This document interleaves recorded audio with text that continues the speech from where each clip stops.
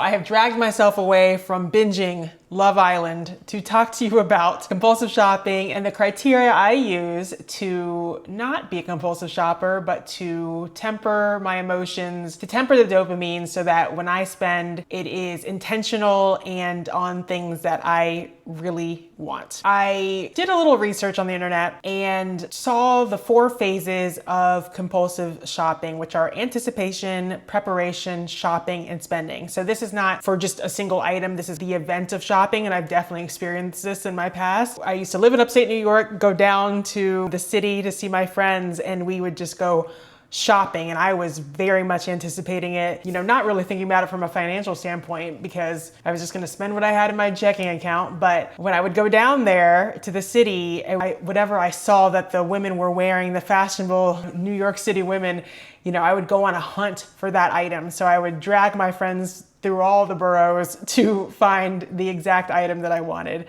And I mean, most of the time they wanted to shop anyway, so it was just fine. But now in my 40s, I realized that I have criteria which I follow when I'm trying to buy something new, consumer items. The fact that I want to buy something sparked the idea for this video. So I want a walking pad and a standing desk because when I moved into this townhouse, my treadmill was moved from inside the house, inside the air conditioning, to my garage, which is great there. But in the summer where I live, it gets to be 100 degrees and it's definitely the 90s until the foreseeable future. So I walk in the morning and I'm still going to do that. But in the evening when I get home from work, I always like to just stroll on my treadmill when it was in my mother's house in our home gym. I like to stroll on the treadmill, watch whatever show so I could binge whatever reality show. I like to couple my dirt TV with actually something active and good. So because my treadmill is now in the garage, that's a new sweat event that I didn't want to do. I just want to be able to get some steps in and watch my shows instead of just sitting and watching my shows.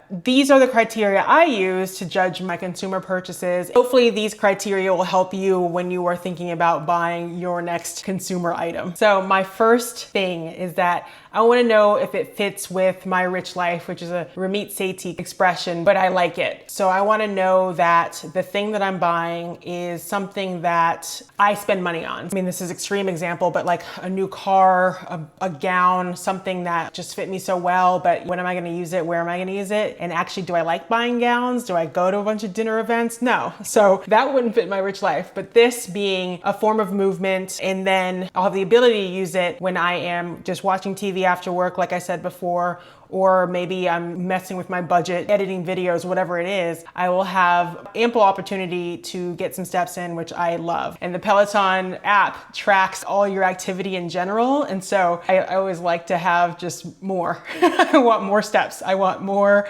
time doing exercise. So that definitely fits my rich life. So that's my first criteria. The second thing would be, I want to, when I'm thinking about buying something like this, something I don't need immediately, this is a consumer item. So I want to delay the dopamine. So when you think about these 4 phases of compulsive shopping, you're thinking the anticipation, the preparation, the shopping, and the spending.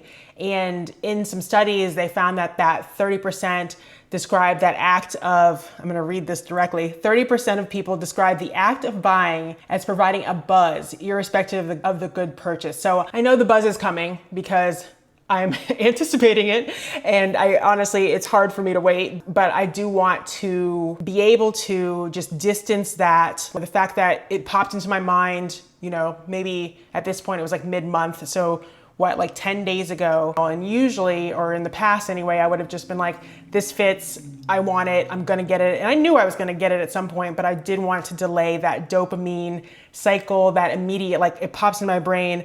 I go on to Amazon or wherever, and I'm looking at the thing, finding the thing that's highest reviewed, purchase it. It's my boyfriend's Amazon Prime, so then it's here, in less than 2 days. I wanted to put some distance between that. Again, this is an item I know I'm gonna buy. There's great advice out there about if you want something, waiting 30 days before buying it. And I think that's great advice that I'm not following. I'm delaying it enough to like delay the dopamine hit, but you know, it's summer, I want this and I want to be able to get those steps in. And I trust myself in buying something like this because I know it fits with my purchases. Basically, it fits with my rich life, like I said before. So the second step is to delay the dopamine as much as you can. Do the 30 days, that's often recommended, but at least put some distance between your idea. Your great brain is out here thinking about everything, good, bad, you know, what you need, what you have, what you want. And if you can put some distance between that thought and the actual action, that can be really helpful. The third thing that I am doing, that my criteria for buying, you know, consumer items is to plan with my budget. So if I just bought the walking pad and I had just bought the standing desk, I can afford it. Like, that's fine. I can make room for it in my budget. I would still have money left over in my budget. But what I want to do is have it in my August budget. I want to plan the amount I'm going to spend. I don't want to go over, let's say, like $700 for both of those items. And I want it as that budget item so that I can plan around it, make sure I'm doing my saving, make sure that I have the other budget items that I'm gonna need, like buying my boyfriend a birthday present and taking to my car to get the oil change. I have to get the inspection done. I have a bunch of insurances that are gonna be due on the car and just umbrella insurance in general. So it's not the most expensive month, but it's still something I want to be able to plan out to see how my finances will go. And having that as one of my criteria for purchasing things that are consumer items really helps because I'm planning for it. I'm showing that I can afford it. The other part of this is to actually be able to afford it. I think it's really important when you're buying consumer items, whether it fits in your rich life or not, can you afford it? If you think about everybody's rich life ideas, often it's like travel, it's exercise, it's all the things I've said, maybe buying good, healthy food and things like that. But if you can't afford it, you can't buy it. And if you're thinking, oh, I can get it on Affirm and pay some of the payment plans, I would say do the opposite and plan out your savings. So look at what Affirm is saying you're gonna owe each month and actually save it ahead of time before buying the item. I think it's really important to be able to afford these consumer items that we're buying because, for instance, if I wanted to go to Fiji's on my mind because of Love Island. But if I wanted to go to Fiji and I really wanted to fly first class because that's also part of my rich life, I really feel like traveling comfortably is important. And it will be, you know, $9,000 to just travel for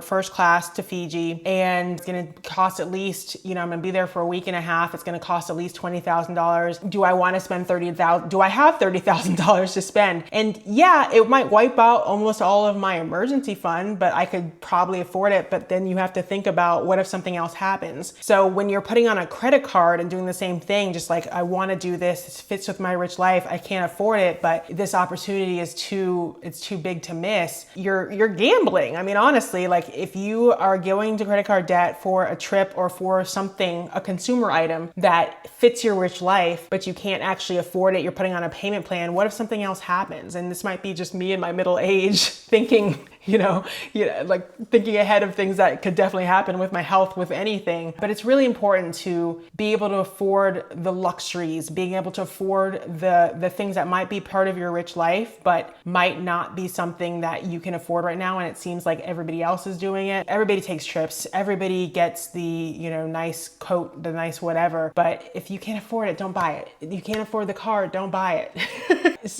That's just in my mind right now because I've just seen some videos of people buying things that fit their rich life, but they can't afford. And then what if you lose your job? What if something happens? So, okay, I'm gonna get off the subject. I just think it's really important to be able to plan those purchases. If it's $15, of course, most people can afford that. If you're getting to the hundreds, I would wanna plan it. I wanna plan my budget, even though I know I can afford it right now if I wanted to. I just think it's important to have that delay of dopamine, to plan things so that you're not getting into that consumer compulsive shopping disorder kind of behavior. The next thing I would say is research. So what also helps me delay the dopamine hit and plan my budget is that I want to make sure I'm getting that good rated walking pad. There are so many variations in price on these items from the standing desk too. You can get cheaper ones under $100 to $500, $1,000 depending on the size. I want a small one, but the walking pad the same way. It's just like You can hear some horror stories about items that are not well made, making a lot of noise or overheating, those kind of things. So a lot of research needs to be done, and that is a very big part in like most of the consumer items I buy. And I guess I'm not talking about just like random shirts, clothing items that are pretty cheap, but I'm just saying something is bigger and a little more costly. I want to do some research about it. You know, if I'm at TJ Maxx and I see a shirt that like looks good, it actually doesn't fit in with my criteria right now because I don't need one.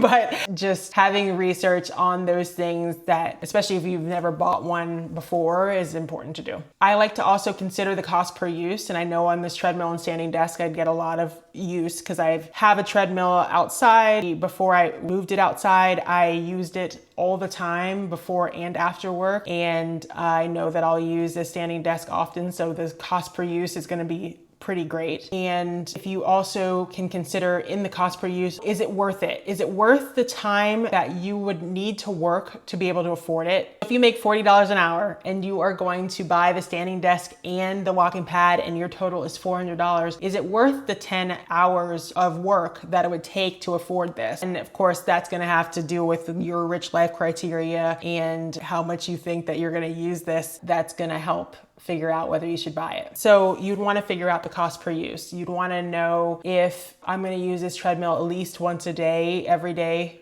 7 days a week.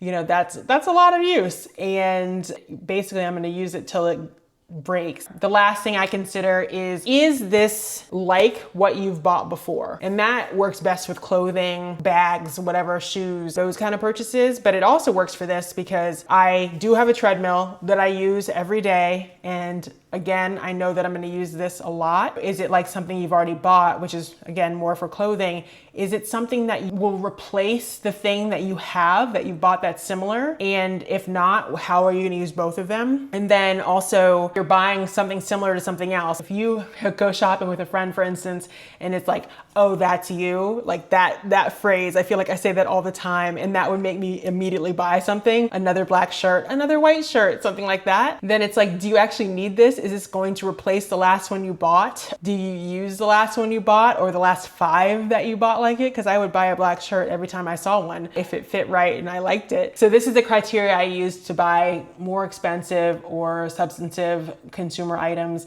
And I hope this helps. We're trying to not be compulsive shoppers. We're not trying to be easily influenced, but we do want to buy things that make our lives richer. If you like this video, you might like my video about consumerism, which asks the question if you are easily influenced. Don't get offended. It's posted right here. Have a good one.